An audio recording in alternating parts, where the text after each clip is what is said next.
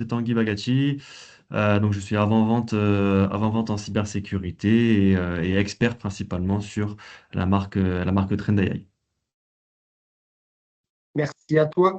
Euh, je commence par une rapide présentation d'Extrémité pour rentrer ensuite dans le vif du sujet avec Tanguy. Extrémité, pour ceux qui ne nous connaissent pas, nous sommes à notre 26e année d'existence. Nous avons fêté nos 25 ans l'année dernière. Beaucoup de nos clients étaient là. 30 collaborateurs, 650 clients, principalement sur la métropole et dans les Hauts-de-France en général. Voilà, donc 600 clients répartis un petit peu dans tous les Hauts-de-France. Euh, Quelques références, quelques-unes parmi nos 650. S'il y a quelque chose en commun entre toutes ces sociétés, c'est ce sont des PME et elles sont dans notre région des Hauts-de-France, bien évidemment. Mais dans tous les domaines d'activité, hein, c'est-à-dire que si vous regardez un petit peu, Del Grand Voyage, ce sont des transports en bus, Le Mans-Bois, fabrication de chalets en bois, voilà, des RPJ, des bennes, location de bennes. Voilà, donc on a tout domaine d'activité, on sait répondre à beaucoup de choses et on est toujours disponible pour répondre pour être challengé par nos clients et bien sûr des prospects. Quelques valeurs d'extrémité, les 4 valeurs d'extrémité principales, plus exactement, l'écoute et le partage. Nous aimons rencontrer nos clients physiquement ou par l'intermédiaire de webinaires, hein, tels que nous faisons aujourd'hui. Partager l'information, partager des moments conviviaux aussi, bien évidemment. L'épanouissement, voilà Benoît qui est sur la photo ici, et tout sourire, effectivement, nous aimons travailler ensemble et avec nos clients. Et la proximité qui est une valeur très importante pour nous, symbolisée ici par une voiture. Vous avez sûrement déjà vu des voitures extrémités. Elles sillonnent les Hauts-de-France. Et voilà, donc on aime être proche de nos clients et aller leur rendre visite quand le besoin s'en fait sentir, bien évidemment. Euh, Nous avons des engagements associatifs que nous aimons mettre en avant. Les clowns de l'espoir qui sont à Villeneuve d'Ascq, pour le coup, qui a pour objectif d'améliorer la qualité des séjours des enfants hospitalisés dans les Hauts-de-France. Nous participons à notre échelle, hein, bien évidemment, par des subventions. L'Accordé, qui est une école associative à Roubaix, qui est dans un quartier, on va dire, marqué par la précarité sociale. Euh, L'objectif, hein, c'est d'offrir aux enfants une égalité de chance. Et effectivement, ça va de la maternelle au collège. Et voilà, donc ils sont véritablement encadrés par des équipes, auxquelles je tiens mon chapeau. Voilà. Et l'Acté à Lille propose des cours individuels et gratuits pour des personnes en situation d'illettrisme ou analphabètes. Souvent des personnes étrangères qui viennent sur le territoire français et pour les accompagner dans leur démarche et dans leur scolarité afin qu'ils soient indépendants, qu'ils deviennent indépendants administrativement en tout cas. Quelques expertises expliquées, on en a 8, on va dire 8 domaines d'activité. La cybersécurité, c'est ce dont on va parler aujourd'hui. Euh, le réseau au sens large du terme, hein, c'est-à-dire l'intégration de solutions de réseau. Ça peut être des serveurs, des travail collaboratif, des solos d'impression, voilà, tout ce qui est autour du réseau au sens large en PME. Les télécoms, par l'intégration de solutions télécoms, on dit télécom, mais on va dire plutôt de la communication unifiée, puisque c'est pas seulement de la téléphonie, mais tout un tas de fonctions, centre d'appel, ce genre de choses, même de la visio éventuellement. Le cloud, par l'intégration de solutions cloud directement chez nous, dans des data centers des Hauts-de-France, bien évidemment. Nous avons quelques partenaires là-dessus. Et puis, on peut installer et intégrer tout ou partie de vos solutions. La gestion. On a une expertise effectivement autour des logiciels de gestion. J'ai l'habitude de citer Sage et Cegid, mais nous faisons aussi du CLA et d'autres solutions qui vont autour de tout ça. Des solutions de notre fiche de paye dématérialisée, par exemple. Voilà, enfin, voilà. Donc, on a une très, très forte activité autour du monde de la gestion d'entreprise par l'intégration de solutions. Développement spécifique sur cahier des charges, soit faire une paye qui n'existe pas dans un outil de gestion standard, soit effectivement développer de zéro à partir d'un cahier des charges. Digital, intégration, développement de sites web qui peuvent être communautaires ou pas, intégrer à CRM ou pas, intégrer à vos logiciels de gestion ou pas, des sites de e-commerce. Voilà, on a tout un tas d'activités autour de tout ça. Référencement naturel, bien évidemment, ou référencement payant. Externalisation de la paye, comme nous avions une forte compétence paye et que nos clients nous le demandaient, eh bien, nous proposons par l'intermédiaire d'une société sœur qui s'appelle La Bonne Paye, euh, permettant de faire l'externalisation complète de la paye. Voilà. Si je reviens un petit peu sur la partie qui nous concerne aujourd'hui, réseau, sécurité, télécom, cloud, hein, j'en ai parlé rapidement. Ce qu'il faut noter, c'est que nous avons été labellisés Expert Cyber il y a maintenant 5 ans. Donc, on doit valider on doit renouveler notre certification tous les 2 ans. On a la version 3.0, on devra la renouveler à nouveau dans un an à peu près, on se posera la question. Voilà, donc cette labellisation, nous sommes nous-mêmes audités, ce qui nous permet de répondre sur incident éventuellement, quand il y a des incidents de cybersécurité. Nos clients, mais aussi des gens que nous ne connaissons pas, nous appellent parfois, en passant par le CISER. Ce qui est important, le CISER, c'est le Centre de réponse sur incident Néo-de-France, ou pas d'ailleurs, et nous sommes répertoriés sur cybermalliance.gouv.fr. Donc tout ça pour dire que nous avons une forte activité autour de la cybersécurité, avec quelques éditeurs aussi qui nous aident, hein, bien évidemment, puisque nous ne faisons pas tout seul. Trend en fait partie, et Trend est un partenaire important depuis plusieurs années à Extrémité. Et c'est pour ça aujourd'hui que nous avons décidé de vous informer sur les nouveautés Trend par l'intermédiaire de Tanguy, voilà, qui va nous faire sa présentation. Et alors vous pouvez intervenir sur le chat, hein, bien évidemment. J'essaierai de répondre au fur et à mesure pendant la présentation de Tanguy, ou alors effectivement à la fin, peut-être, comme vous voulez. Il y aura une séquence de questions-réponses et nous pourrons éventuellement débloquer vos micros, bien évidemment. Voilà.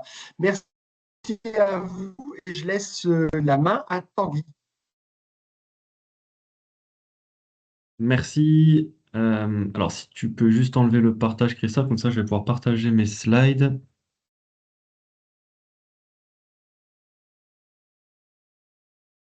Hop, ça peut être celle-ci.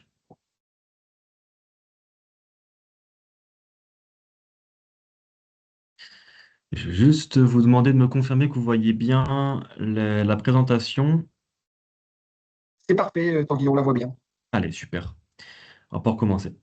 Donc, alors pour ceux qui ne connaissent pas Trend Micro et donc aujourd'hui Trend AI, donc, et pour ceux qui connaissaient Trend Micro auparavant, aujourd'hui la solution enterprise de Trend Micro, la solution cyber quelque part de Trend Micro dans l'IT, s'appelle Trend AI.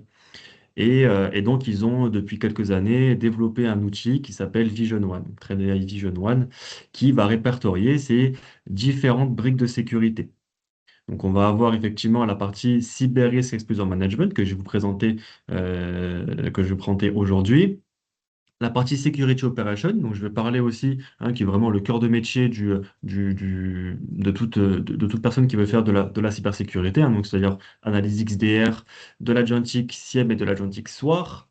On pourra revenir un petit peu plus tard sur ce terme d'agentic si jamais vous avez des questions dessus.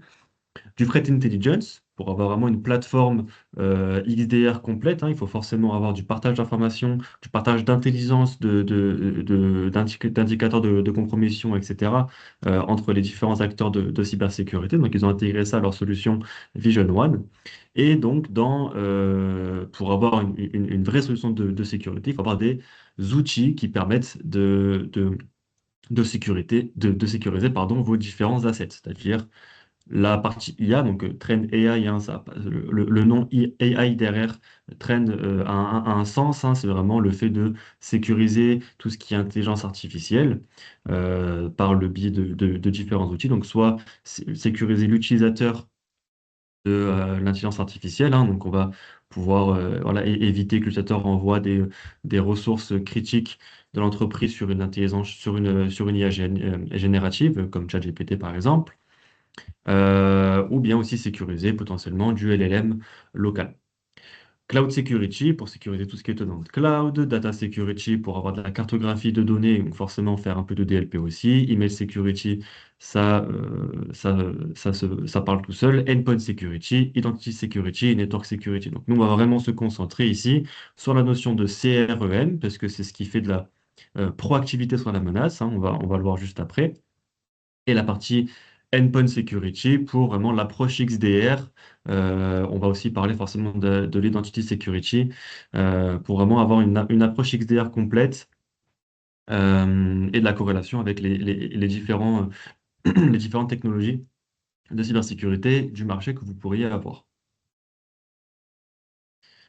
Ça, c'était pour la présentation de Vision One. Alors, je vais rentrer un peu plus dans le détail. De toute façon, je finirai la présentation par une démonstration de la console de Vision One. Si jamais vous avez des questions d'ailleurs, hein, n'hésitez pas à me les poser dans le chat, je pourrai y répondre. Alors, en fonction de la question, je répondrai soit à la fin de la présentation, soit directement quand je la vois, si jamais elle est pertinente avec la slide que je présente, ça peut être intéressant.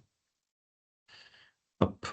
Donc le CREM, c'est vraiment le fait de faire de la proactivité sur la menace. Cette proactivité, elle se traduit avec un score de risque ici. Donc le score va osciller entre 0 et 100, hein. Plus le score est élevé et moins et plus on est exposé au risque, plus le score est bas et moins on est exposé au risque.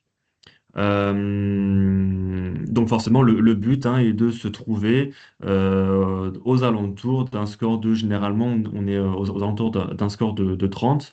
Il y a un petit bouton, je ne sais pas si vous arrivez à le voir ici, qui nous permet de nous comparer avec différentes organisations du marché. Et cette comparaison voilà, nous permet de savoir où est-ce qu'on se situe finalement dans notre exposition au risque, qu'on est plutôt bien protégé, mal protégé. Alors je vous le dis tout de suite, hein, vous n'aurez jamais un score à zéro, ça n'existe pas, parce que le risque zéro n'existe pas. Et ce score, il évolue forcément en fonction des données que la solution va pouvoir récolter et va pouvoir avoir.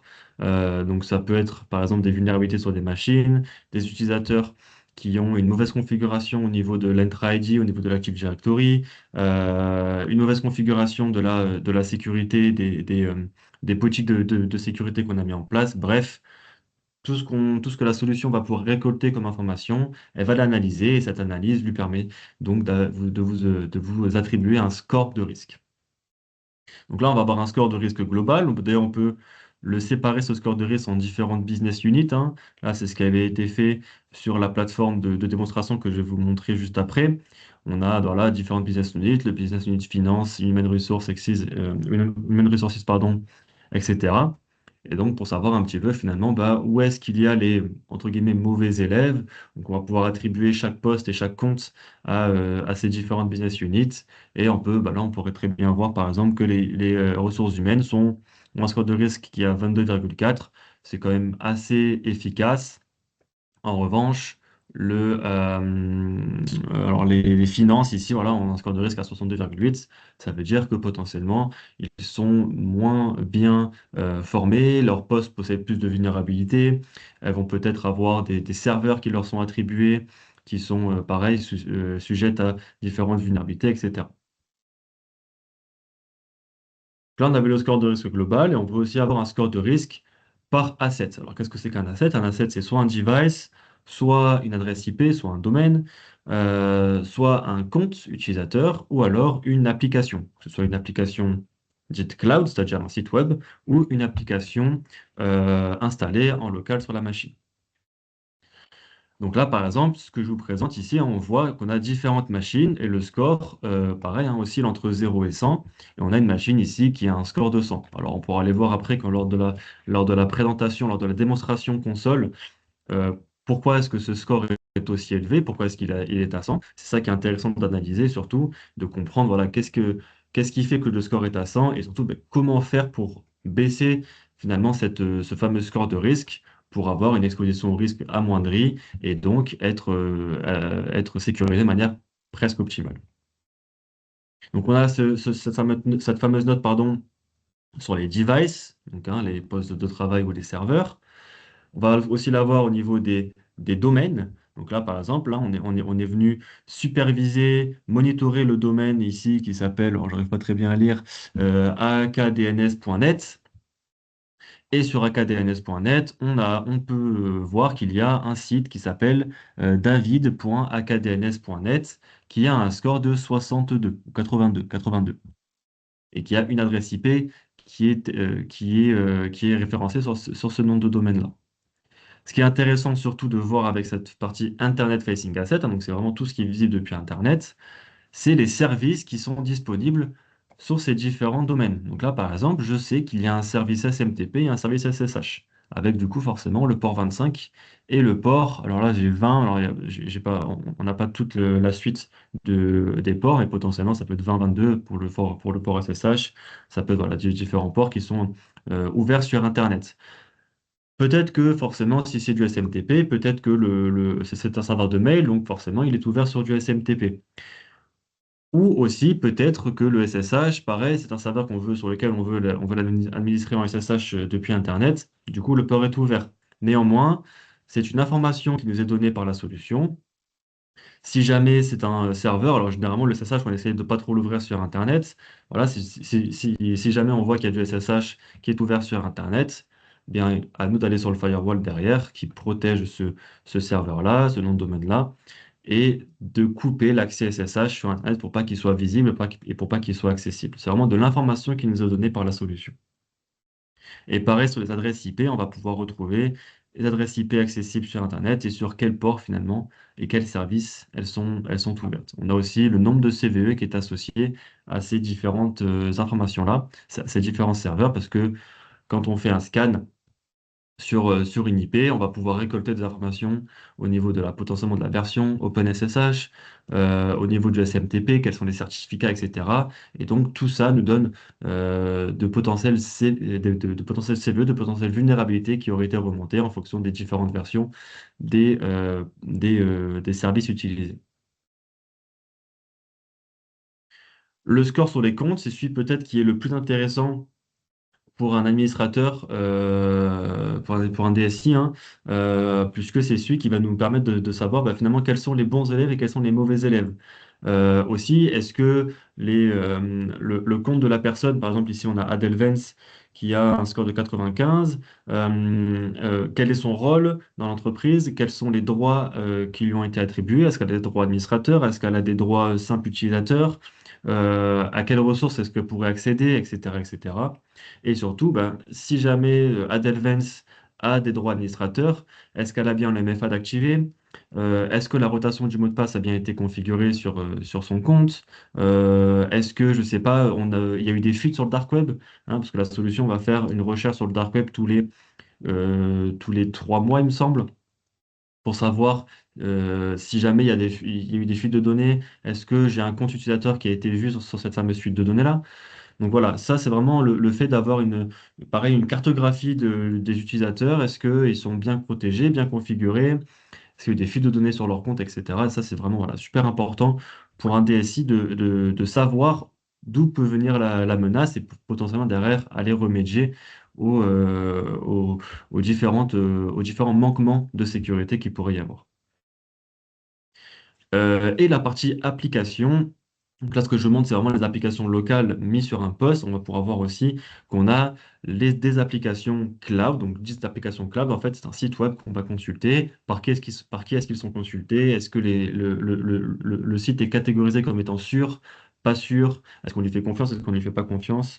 Pour pouvoir derrière potentiellement mettre des règles de proxy un peu plus fines et bloquer certains sites en fonction de ce qui a été consulté.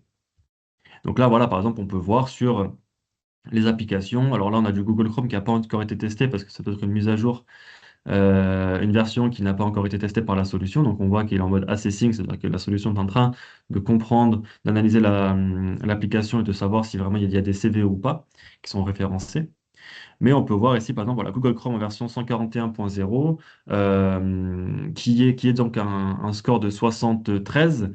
Bon, il n'y a pas de device apparemment qui est associé, mais potentiellement, c'est une mise à jour qui avait été faite sur le device qui est passé en 147.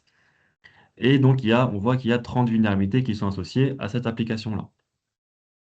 Ce qui est très intéressant avec Vision One et la partie sécurité endpoint, c'est qu'on a ce qu'on appelle du virtual patching. Le virtual patching, qu'est-ce que c'est? C'est une analyse qu'on fait d'une machine en temps réel, ou en tout cas tous les jours, on va faire une analyse de la machine, on va référencer les CVE qui sont présentes sur cette machine-là, que ce soit des CVE applicatifs ou des CVE OS, et on va appliquer une règle IPS qui va détecter l'exploitation de la vulnérabilité. Donc, potentiellement, j'ai une vulnérabilité sur ma machine Windows Server, voilà, qui est connue, qui a été détectée par la solution Vision One. J'ai une règle IPS qui me permet de savoir que si jamais l'attaquant va faire telle action, telle action, telle action, ça veut dire qu'il va tenter d'exploiter la vulnérabilité. Ça va être détecté et donc l'action va être bloquée. Donc finalement, on va faire du virtual patching, pardon, ça veut dire qu'on va vraiment détecter une potentielle exploitation de vulnérabilité et la bloquer. Donc on va patcher virtuellement une vulnérabilité. Alors forcément, ça ne va pas remplacer un vrai patch hein, de l'application. C'est juste une mise en place de règles IPS. C'est pas infaillible. Le mieux, hein, forcément, c'est de toujours mettre à jour vos applications ou vos OS pour pouvoir bénéficier de la meilleure sécurité possible. La proactivité sur la menace, encore une fois, donc le CRM nous permet, en plus d'avoir un score de risque global de toutes les solutions. On va pouvoir voir qu'on a aussi plein d'autres choses, plein d'autres modules sur le CRM, mais ce qui était le plus important, c'est vraiment cette partie-ci. Donc le score de risque global, le score de risque par asset. On a aussi une priorisation du risque. Donc là, le score va être catégorisé dans différentes catégories, hein. Donc la compromission de compte, les vulnérabilités, les comportements, les activités suspectes des utilisateurs, etc., etc. Et ensuite, on va attribuer à chaque fois des événements, des facteurs de risque. Donc, par exemple, ici, on a un facteur de configuration de sécurité. Donc là, il nous dit, bah, attention, il n'y a pas de sensor email apparemment sur deux comptes qui ont été détectés. Donc, le security configuration, c'est vraiment la politique de sécurité qu'on a mis en place, ou en tout cas les actions de sécurité qu'on a mis en place. Pour la partie mail, c'est sur des adresses mail. Et là, il nous dit, bah, attention, tu n'as pas activé le sensor. Alors, qu'est-ce que c'est que le sensor? C'est la remontée télémétrique au niveau du mail pour pouvoir faire de la corrélation de détection, donc vraiment d'avoir de l'XDR entre l'endpoint et le mail. Forcément, si on n'a pas ce fameux sensor, on ne peut pas faire de corrélation entre un endpoint, ce qui s'est passé potentiellement, l'activité qui s'est passée potentiellement sur un endpoint, sur un poste, et la partie mail. Donc peut-être que si jamais voilà, il y a une attaque qui va passer en première compromission par le mail, la personne va cliquer sur la pièce jointe, ça va lancer un processus sur la machine. Et bien, pour pouvoir corréler ces deux actions là, il faut forcément avoir ce fameux sensor email. Donc là, il nous dit attention, tu n'as pas activé potentiellement sur deux boîtes mail, donc c'est un manquement de sécurité et je te le fais remonter. Et enfin, du coup, la partie XDR détection, c'est finalement là où on va faire notre analyse. Là, on va avoir nos remontées XDR, nos alertes XDR, et qu'on va avoir ce fameux schéma de cybersécurité. Je ne sais pas si certains d'entre vous potentiellement ont déjà vu ce type de schéma-là. On va avoir vraiment toute la chaîne d'attaque potentielle qu'aura eu l'attaquant. Donc là, on peut voilà, imaginer que on a une adresse mail, hein, un mail qui a été envoyé par une adresse mail qu'on ne maîtrise pas. Ce mail-ci contient potentiellement une charge malveillante. Ça a été envoyé à telle adresse mail qui correspond du coup à tel compte utilisateur. Et donc là, on va pouvoir avoir des actions de remédiation. Donc on va déjà savoir qu'est-ce qui s'est passé lors de cette attaque-là. On a notamment l'IA de Trend AI qui a été développée voilà, par Trend AI pour aider un analyste, pour aider n'importe quelle d'ailleurs personne qui s'occupe de la sécurité à comprendre l'attaque et surtout savoir ben, qu'est-ce qu'on va faire après. Parce que c'est bien d'avoir ce fameux schéma, mais il faut déjà le comprendre, savoir ce qui s'est passé et quelles sont les potentielles étapes après, qu'est-ce qu'il faudrait faire pour pouvoir remédier à cette attaque-là. Donc là, il y a l'IA de Trend AI qui est là pour ça, qui nous dit, voilà, bah, il s'est passé ça, ça, ça. On a un petit bouton ici, je ne sais pas si vous arrivez à le voir, qui nous dit bah, qu'est-ce qu'il faut que je fasse après. Et quand on clique dessus, ça nous ouvre le fameux prompt ici, le fameux chat, qui nous dit, bah, voilà, il y a ça qui a été détecté. Qu'est-ce qu'il faut faire après? Les next steps qu'il faut avoir, bah, c'est bloquer l'adresse IP parce que là, apparemment, il y a une adresse IP qui doit se balader dans tout ce tas d'informations qui doit, je sais pas, potentiellement faire de l'exfiltration de données, bloquer les URL suspectes, mettre en quarantaine le mail, mettre en quarantaine la machine, potentiellement si on voit que la machine a été infectée. Donc ça, c'est des actions qu'on peut faire via l'IA, ou aussi on peut très bien faire un clic droit sur le compte utilisateur et puis potentiellement bah, désactiver le compte utilisateur pour pas que l'utilisateur forcément puisse avoir des actions malveillantes au sein même de mon domaine. On peut reset le mot de passe de l'utilisateur, on peut forcer l'utilisateur à se déconnecter aussi. Voilà, on a différentes actions de remédiation. Sur une machine, on va pouvoir isoler la machine, lancer un script, faire du remote shell pour pouvoir avoir des actions à distance, pour faire de l'investigation sur la machine directement.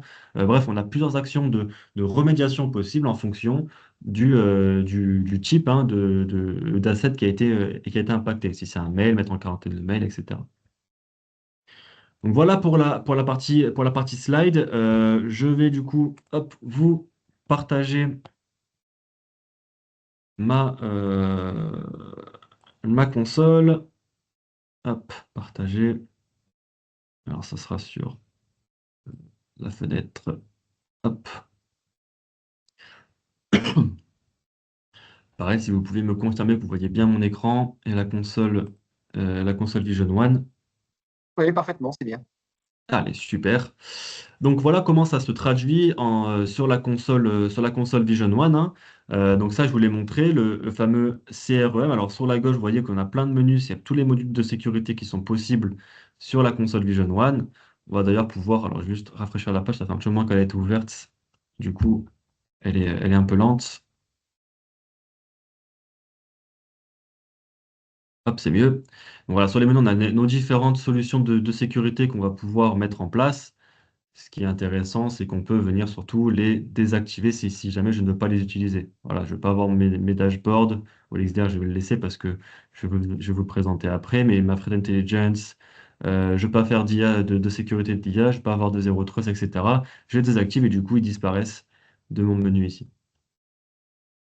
Hop, on revient sur le CyberRisk Overview. Je vais descendre ici. Ça nous fera une plus belle visibilité. Donc, on a notre fameux score de risque ici. Si on clique sur le cyber-risk subindex, on va pouvoir retrouver nos fameux business units qu'on peut d'ailleurs créer. Nos business units, on peut venir ici dans Asset Group pour pouvoir créer nos fameux business units. Si je veux créer une sous-business unit ici, je peux le faire. Bon, alors, j'ai pas les droits d'écriture sur cette console, donc je ne vais pas pouvoir le faire. Mais ici, je vais pouvoir voilà, créer une nouvelle business unit en dessous, à côté, etc. Hop.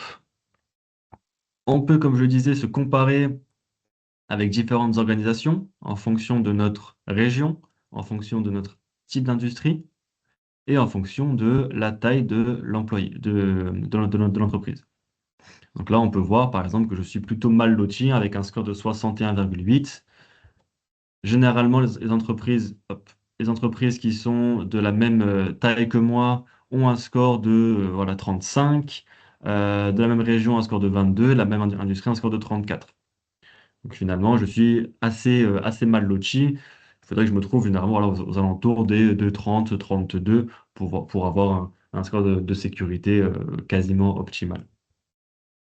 On va pouvoir retrouver aussi sur cette partie overview la partie Security Configuration Overview. Moi, c'est celle qui me parle le plus quelque part.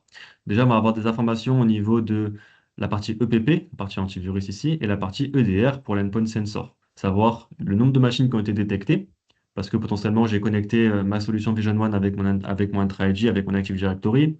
Et donc, du coup, j'ai des postes qui sont référencés sur l'Active Directory. Et j'arrive à savoir que il n'y a que 85 machines qui ont une sécurité sur les 178 qui sont présents sur mon Active Directory. Je pourrais savoir aussi en un clic, hein, quelles sont les machines qui ne sont pas protégées. On a différentes informations, voilà, au niveau des OS, au niveau des versions, au niveau des composants de sécurité, ce qui sont un jour par jour, mais surtout ce qui m'intéresse le plus, moi, c'est la politique de sécurité que j'ai mis en place. Est-ce qu'elle est optimale? Est-ce qu'elle répond aux best practices que recommande TrendAI? Est-ce qu'elle ne répond pas aux fameuses best practices? Donc là, voilà, je peux voir ma partie anti-malware ici. Donc sur mon antivirus, j'ai un seul poste et sur le seul poste qui a l'antivirus d'installer, je vois ici il n'a pas les patterns qui sont mis à jour. Potentiellement, c'est juste une machine qui n'a pas été redémarrée depuis un certain temps. Du coup, forcément, les patterns ne sont pas mis à jour. Mais voilà, on a vraiment une information sur, OK, tu as mis en place une politique de sécurité. Est-ce qu'elle est bien optimisée? Est-ce qu'elle n'est pas bien optimisée? Est-ce que tu as bien mis en place les bons modules que tu veux mettre de sécurité, etc. Ça, c'est des informations qui sont quand même assez intéressantes à relever, que ce soit pardon, sur la partie endpoint, la partie mail ou la partie network security avec la sonde réseau. L'attaque surface discovery, c'est ce que je vous ai présenté tout à l'heure dans les slides, hein, avec les différents comptes. Donc là, je disais par exemple, on avait un score ici de 100 sur ce serveur-là, donc c'est un Windows Server 2016 apparemment. Et si je clique dessus, je vais pouvoir savoir, OK, le score de 100, mais pourquoi est-ce que j'ai ce fameux score de 100? Bien, apparemment parce que j'ai plein de CVE qui sont présentes et qui sont catégorisées comme étant des CVE à haut potentiel de risque, hein. Donc là, je le vois ici, un CVE au niveau de l'OS, sur les 1900 2016. Et donc, voilà, il nous dit, pour remédier, potentiellement, tu mets en place une sonde réseau qui va peut-être bloquer l'exploitation de cette CVE-là. Je peux aller regarder sur le CVE ID, savoir à quoi correspond cette CVE, quelle est la KB Microsoft, parce que pour le coup c'est un Windows Server, donc la KB Microsoft qui patch cette fameuse CVE, hein. Alors là, je peux retrouver la KB, donc là c'est pour Windows 10, Windows 11, il faut trouver Windows Server 2016, voilà, je l'ai vu ici, pour pouvoir patcher cette fameuse CVE. Hop, je t'enlève la barre de tâches qui m'embête. Tac. Et donc, forcément, là, je peux d'ailleurs aussi filtrer par type, hein. Donc, si je veux pas avoir forcément les vulnérabilités, mais peut-être ce qui a été vu en termes de comportement, là, je vois qu'il y a un comportement anormal au niveau du Kerberos qui fait monter le chicken crunching. Après, voilà, il faut venir analyser, hein, les différentes informations qui nous sont remontées. Peut-être que moi, par exemple, si j'ai voilà, au niveau de la sécurité configuration, si j'ai mal configuré ma politique de sécurité, voilà, il me dit l'application control n'est pas installée. L'application control, pour ceux qui ne savent pas à quoi ça correspond, c'est le fait de autoriser ou pas une application à s'installer sur la machine. Donc on vient faire un scan de la machine lorsqu'on installe l'antivirus. On scanne la machine, on dit OK, il y a telle application. Et là, on a deux modes possibles, hein. Soit on autorise les applications à s'installer, sauf celles qui ont été explicitement bloquées, ou alors on interdit l'installation de nouvelles applications, sauf celles qui ont été explicitement autorisées. Et par exemple, moi, ça, je veux pas, c'est pas forcément un module que je veux venir mettre en place. Du coup, quelque part un faux positif. Je peux cliquer sur la case ici. Cliquer sur, là, je peux pas le faire encore une fois parce que j'ai pas les permissions, mais cliquer sur Change Status et dire, je ne veux pas que cet événement soit un réel événement, soit remonté et affecte finalement mon score de risque. On a vu ça sur les devices, on peut le voir aussi d'ailleurs sur les domaines, hein. Donc moi, je crois que c'était ce domaine-là que je vous avais présenté, voilà, akdns.net. Je peux voir ici les différents ports qui sont accessibles. Donc là, je vois que j'ai quelques ports qui sont accessibles. Si je clique dessus, pareil, au niveau du domaine, je vais pouvoir voir les potentiels chemins d'attaque que pourrait prendre un attaquant en passant par ce fameux domaine pour atteindre quels IP, etc. Là, on n'a pas vraiment de remédiation possible à faire sur un domaine, en tout cas pas sur la solution Vision One. On donne l'information, après à nous d'aller patcher les potentielles failles sur notre firewall pour la partie de domaine ou pour les IP. Au niveau des comptes, on va pouvoir retrouver là les différents comptes qui sont remontés. Donc par exemple ici, je prends le compte d'Adelvens qui a le score de 96, 95. Pourquoi est-ce que ce score est aussi élevé? Eh bien, parce que voilà, on a un chemin d'attaque potentiel qui a été détecté, parce que le poste de Adelvens a été potentiellement compromis, et donc forcément, comme son poste a été compromis et que Adelvens se connaît sur ce poste-là, eh bien, Adelvens peut potentiellement se faire compromettre. Donc là, c'est un chemin d'attaque possible. Le point final, c'est le compte Adelvens. Et son poste, c'est le point d'entrée initial. Alors peut-être qu'il s'est passé d'autres choses avant pour arriver à cette fameuse compromission de poste, mais nous dit attention, le poste a potentiellement été compromis. Donc, comme ce poste a été compromis et que telle personne se connecte dessus, telle personne peut potentiellement se faire compromettre. On pourrait imaginer même un chemin d'attaque un peu plus complexe. Le poste a été compromis, telle personne se connecte sur ce poste-là, et il y a aussi le compte administrateur qui se connecte sur ce poste-là. Si jamais le compte administrateur s'est fait compromettre, on sait que le compte administrateur aussi se connecte sur un serveur critique, et donc là, par rebond, on pourrait imaginer que comme le poste a été compromis, l'administrateur peut se faire compromettre et donc compromettre aussi le serveur critique final. On a voilà, plusieurs rebonds possibles au niveau d'un potentiel chemin d'attaque. On a des remontées XDR, etc. Donc là, je vais pouvoir, là, par exemple, on a vu que le compte a été vu sur le dark web, hein. Bon, Delvent, forcément, c'est les comptes donnés par Microsoft lorsqu'on crée un tenant de test. Donc forcément, c'est des comptes qui sont énormément visibles sur le dark web, hein, parce que c'est des comptes de test, généralement. Donc là, on voit voilà, que sur la faille qui a été leakée il y a quelque temps sur test-yopmail.com, on peut retrouver des usernames, des mots de passe, des emails, etc. Donc là, c'est voilà, une faille quand même assez importante. Donc forcément, si je vois que ici le mot de passe a potentiellement fuité sur ce compte-là, je vais aller sur le compte, hop, ici, et je peux venir faire de la remédiation directement sur ce compte-là. Donc, encore une fois, je n'ai pas les droits, mais je pourrais faire désactivation du compte, réactivation du compte pour ce moment, ça avait été désactivé, forcer la déconnexion et forcer le reset du mot de passe. Dans l'asset risk graph, d'ailleurs, je vais pouvoir aussi voir les relations qu'a Delvens avec les différents comptes administrateurs potentiellement, avec des clés, des postes des comptes Exchange, des postes, sur quel poste ça va se connecter, etc. Donc c'est là-dessus d'ailleurs que se base l'attaque path prediction pour pouvoir déduire de potentiels chemins d'attaque. La partie application, donc là, comme je l'ai dit, on va avoir les applications publiques cloud, hein, donc c'est vraiment des sites web sur lesquels on va pouvoir se connecter. Donc là, par exemple, je vois qu'on a ChatGPT, qui a une personne qui s'y connecte sur, sur un device. Hop, voilà, une personne qui se connecte sur 5 devices, pardon, et qui a eu 6787 visites de ce site-là. On voit que le site a été marqué comme étant trusted, hein, donc comme étant de confiance. Si jamais voilà, j'ai des sites qui sont pas trusted, alors je sais pas, j'en ai un ici, Dropbox, c'est un site qui a été catégorisé comme étant untrusted, donc forcément, je peux mettre en place des règles de proxy en disant, attention, le Dropbox ne peut pas être accédé par mes utilisateurs. Donc, ça permet vraiment de cartographier, de savoir quel utilisateur consulte quel site et si le site est de bonne réputation ou de mauvaise réputation. Là, j'ai Copilot par exemple, qui est de mauvaise réputation, alors je ne sais pas trop pourquoi.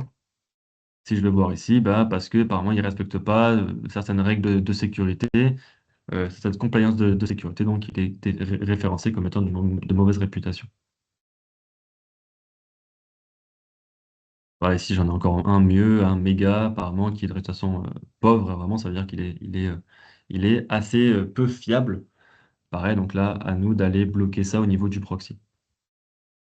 Au niveau des applications locales, hein, c'est vraiment tout ce qui est application pardon, locale qui est installée sur le poste. Je vais pouvoir retrouver par exemple ici Papercut NG.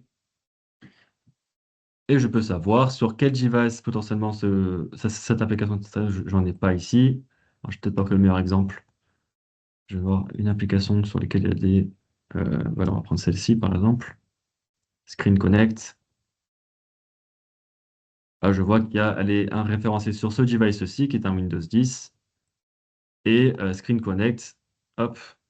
elle a apparemment des CVE qui sont référencés sur cette application-là. Donc là, pareil, il nous dit, attention, il y a une CVE, voilà le patch qu'il faut mettre en place pour pouvoir enlever cette CVE-là. Et donc, c'est à nous, pareil, hein, derrière, d'aller mettre en place la mise à jour pour pouvoir patcher la CVE. Le Cloud Asset et l'API, je ne présente pas forcément. Alors c'est pour vraiment sécuriser les tenantes cloud. Je ne sais pas si vous en avez, hein. Généralement, c'est plus pour les entreprises, on va dire, avec beaucoup d'employés qui ont besoin d'avoir des ressources dans le cloud. Moi, personnellement, je n'en utilise pas, donc je le présente pas forcément.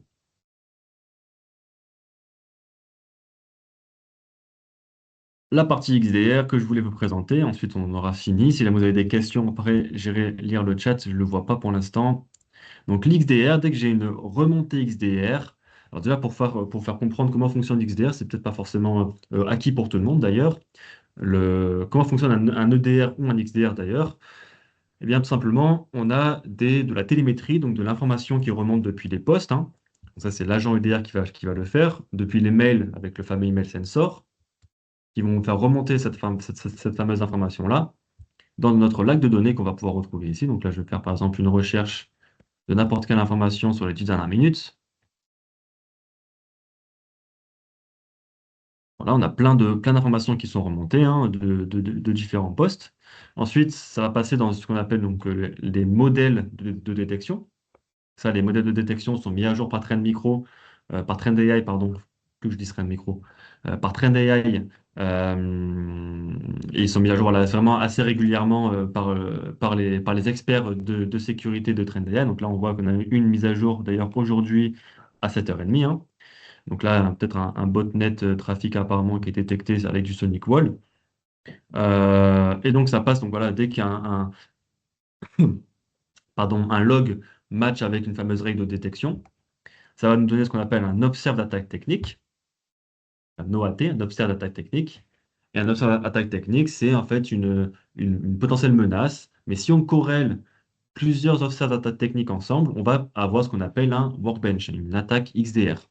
Parce que peut-être qu'une observation technique seule ne représente pas une réelle menace, c'est juste voilà, une règle qui a matché, mais par exemple un scan Nmap fait par un administrateur, donc on va faire un scan de tout le réseau pour savoir quelles sont les machines qui sont accessibles sur le réseau.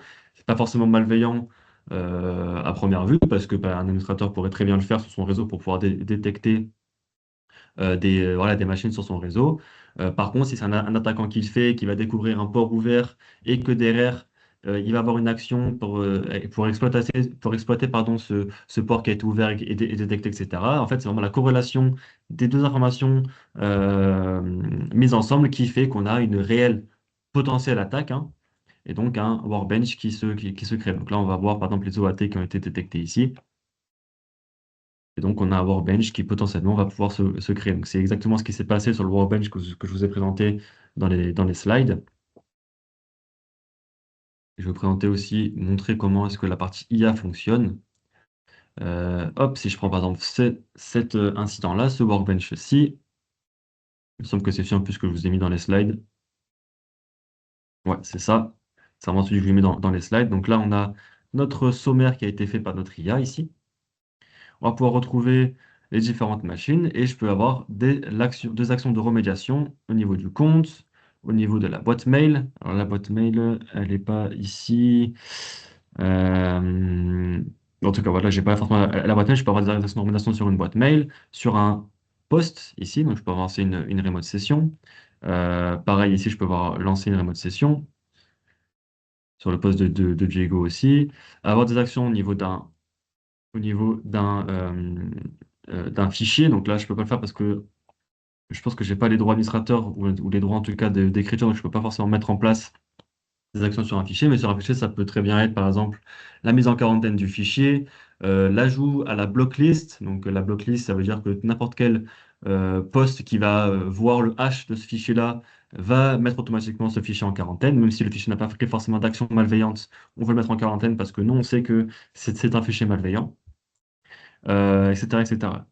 Et donc là, voilà, si je pose la question à mon compagnon, ah bah super, je pense qu'il est d'être surchargé en ce moment, le compagnon, donc il arrive pas à faire de requêtes. Bon, en tout cas, si je pose la question, il va me répondre, ben, parce que je vous ai montré finalement dans les slides, hein, il faut avoir telle action, telle action, telle action, il faut mettre en quarantaine les postes, contacte potentiellement l'utilisateur pour savoir si le mail qu'il a reçu est légitime ou pas, voilà, faire de la levée de doute. Finalement, il nous donne les actions à prendre pour remédier de manière la plus efficace à une attaque qui a été détectée. Voilà pour les workbench et finalement pour la partie XDR. Est-ce que vous avez des questions? Alors, je vais lire le chat.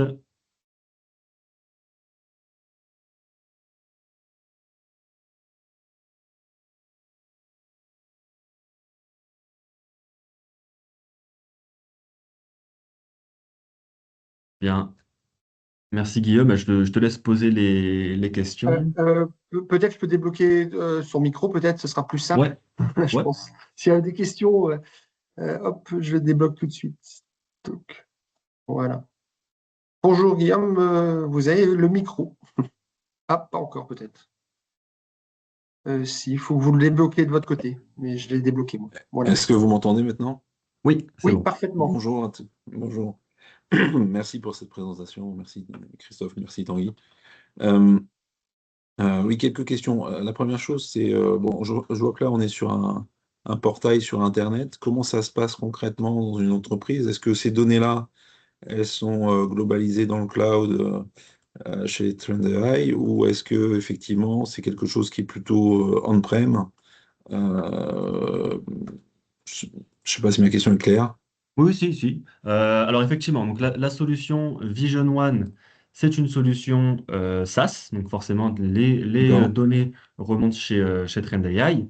Après, Trend AI a aussi des solutions on-premise, hein, si jamais vous voulez avoir une console on-premise. Le problème de la console on-premise, c'est qu'on ne peut pas avoir de DR avec. Parce que le principe de l'EDR, forcément, fonctionne qu'avec du cloud. Sinon, il faudra avoir des serveurs surpuissants pour pouvoir faire de la corrélation de données, avoir des logs qui remontent et faire de la corrélation et de l'analyse sur ces données-là. Donc forcément, quand on parle de DR, on est souvent sur une console cloud. D'accord. Ok. Alors, je me demandais, bon, je pousse un petit peu, je découvre ce genre de solution-là, mais je connaissais un peu le concept, hein, mais c'est une présentation très intéressante. Mais est-ce que parce qu'effectivement, on pourrait se dire aussi, oui, mais d'une certaine manière, si Trend connaît les failles de notre infrastructure, j'aimerais pas qu'elles tombent entre de mauvaises mains, ces failles. C'est pour ça que je posais la question de la Ouais, localisation de ces données. Parce que si eux se ouais, font hacker, en fait, les attaquants pourraient très bien savoir par où attaquer, autrement dit. tout à fait. Après, alors c'est le dilemme toujours avec les tenants de cloud, effectivement. Est-ce qu'on fait confiance à notre éditeur de sécurité ou est-ce qu'on se fait confiance à nous-mêmes? Mhm. Euh, j'ai envie de dire, généralement, on va préférer faire confiance effectivement à un Trend AI. Alors pour la petite anecdote, hein, Trend AI et avec comment on appelle ça, leur solution qui s'appelle le ZDI. En fait, le ZDI, c'est le Zero Day Initiative. C'est des chercheurs qui sont présents dans le monde entier Mhm. voilà, qui font et qui référencient 71% des failles 0D. Voilà, c'est la ZDI de Trendai qui les référencie. Et donc c'est le deuxième derrière eux, c'est je crois Microsoft, je crois, avec 15%. Donc en fait, D'accord. ils sont largement au-dessus des autres. Et donc voilà, ils ont en tout cas de la protection qui est super importante, super évoluée, beaucoup plus que ce que vous pouvez avoir chez vous, généralement, voilà, avec des chercheurs, des analystes SOC, des personnes vraiment experts dans leur domaine. Donc, généralement, on préfère faire confiance à ce type de solution-là. Maintenant, effectivement, il existe toujours, par exemple, l'armée française ne va jamais faire confiance à un éditeur tiers. Ils préfèrent avoir leurs données chez eux, maîtriser ces données-là. Donc, ils mettent en place des solutions, des serveurs super puissants pour pouvoir maîtriser ces fameuses données. Et comme ça, ils sont sûrs qu'il n'y a aucune fuite possible Mhm. de leurs données. c'est aussi un budget qui est différent, un besoin de sécurité aussi qui est vraiment différent. Pour des entreprises qui sont super importantes et super, voilà, qui ont besoin d'avoir de la sécurité très, très forte, on va plutôt effectivement les orienter vers des solutions de premise. Maintenant, pour des PME, TPE, avoir une solution cloud est généralement le meilleur compromis de sécurité. Ça vous libère aussi de maintenir vos serveurs et d'avoir voilà, accès à des ressources plus importantes. Ouais, je comprends bien, mais ça serait pas l'objectif dans notre cas de toute façon, on ne pourrait pas se le permettre évidemment. Mais bon, ça m'a interrogé effectivement ce point-là. Vous parliez de budget, c'est quel type de budget il faut envisager pour comment ça fonctionne d'un point de vue tarifaire, Trend Micro, Trend AI, pardon. Bah, alors là, je vous laisserai voir avec le commerce, hein. Ok, Moi, je parle pas trop de budget ok, mais généralement. c'est pour avoir Oui, un ordre on d'idée. pourra Par revenir exemple, vers vous si aujourd'hui, vous on est êtes sur du intéressé. Kaspersky. Ça marche par, si je parle rapidement, ça marche par device, hein. Voilà, il y a plusieurs choses, mais effectivement, enfin, pour revenir sur disait Tanguy, vous avez vu moi, je suis toujours impressionné par le temps de réponse de la plateforme. Parce que ça va très très vite. Le nombre d'événements qui sont logués chaque seconde, hein. Enfin voilà, et voilà, il faut faire des recherches dedans des corrélations. Donc effectivement, il faut des machines surpuissantes pour gérer ça. Voilà, et effectivement, ça marche par device, asset, par device, etc. Il y a plusieurs modes, mais ça, on pourra revenir vers vous là-dessus. Ouais, Il faut Ouais. juste avoir le nom de machine, nombre de serveurs. c'est en Il y a des fonction côtés aussi modulaires parce que de. quand je voyais quand je voyais toutes les options possibles dans le Ouais. dashboard, je vais appeler ça comme ça, la plateforme, est-ce que tout ça, c'est justement c'est par device et du coup on a accès à tout ça, ou est-ce que Non. en plus de ça, on va dire il y a des niveaux, il y a des levels en Ok. disant Alors, en fait, effectivement, la solution Vision One, c'est un regroupement de plein de solutions de sécurité. Donc, comme je l'ai dit, on a les endpoints hein, pour avoir l'antivirus avec le DR, la partie Mhm, sécurité mail, sécurité réseau, etc. Mais tout ça, effectivement, c'est des solutions qui peuvent être prises en mode standalone ou pris ensemble. Donc, forcément, si on parle de mail, on va sécuriser, on va parler de sécurité par boîte mail. Donc là, on va compter le nombre de boîtes mail qu'il faut sécuriser. Si on parle d'endpoint, on va compter le nombre de machines qu'il va falloir sécuriser. Et le CRM, et le CRM aussi, pareil, hein, le Cyber Exposure Management que je vous ai présenté, c'est aussi une option supplémentaire qu'il faut rajouter. Donc, en fait, on a différentes briques qu'on peut venir ajouter, enlever en fonction du besoin qu'on a. Et donc, voilà, chacune est vraiment dépendante l'une de l'autre.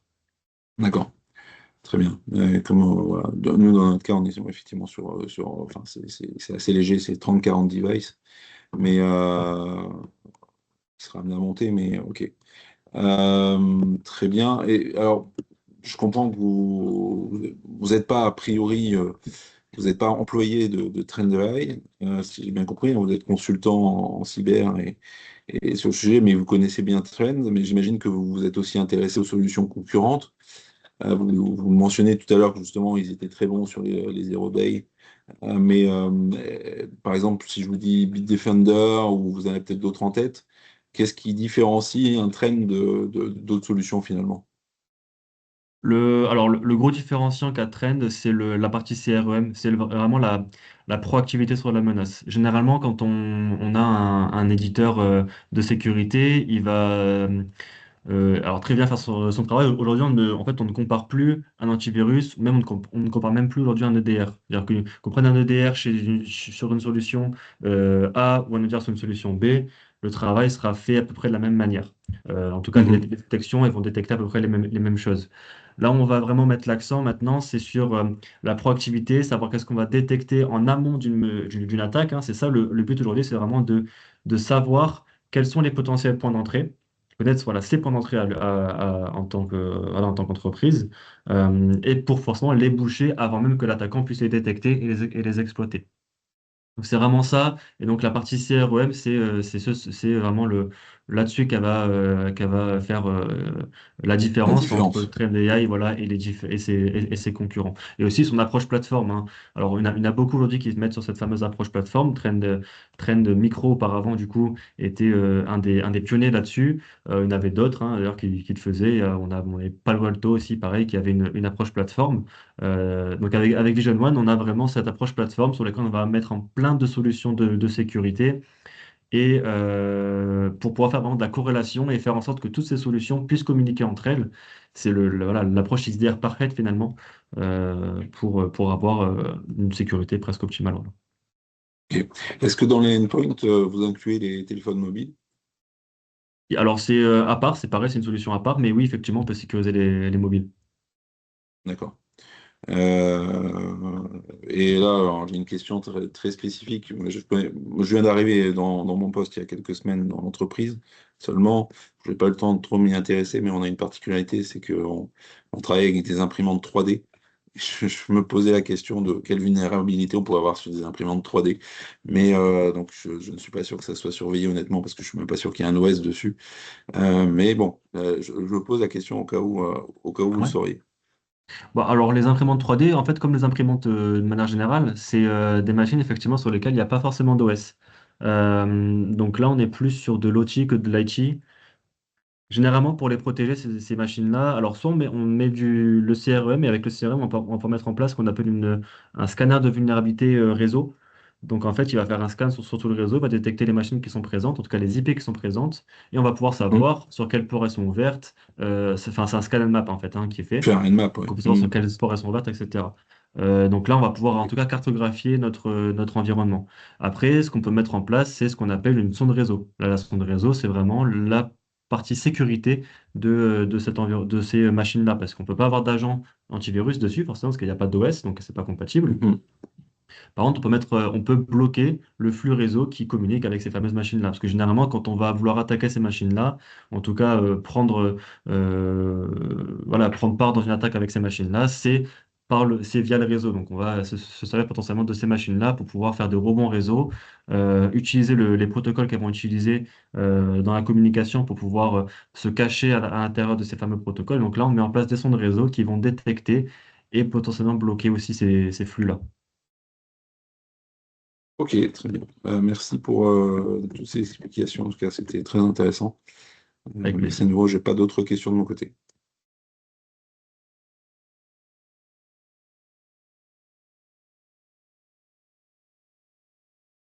Tu as ton micro coupé, hein, Christophe, au cas où. Excusez-moi. Ouais, effectivement, je parlais dans le vide. Donc, je disais que quand on a des soupçons sur des devices, enfin, voilà, des choses, la première précaution, c'est de les isoler. Des choses qu'on peut pas mettre à jour, on les isole dans des VLAN différents, etc. Et puis, effectivement, avec le réseau, on coupe les flux. Enfin, on autorise que les flux essentiels ou les flux utiles en tout cas, et on désactive tout le reste. Mais ça, dans l'industrie, on trouve beaucoup ce genre de choses, des choses qui peuvent pas être mises à jour, des machines, des machines-outils. Alors, il y a pas d'OS, mais il y a firmware en général. Et souvent, enfin, bien souvent, ce qu'on voit, c'est que les firmware, ils datent de quelques années parce que c'est pas mis à jour. Mais ça marche. Voilà, on les isole.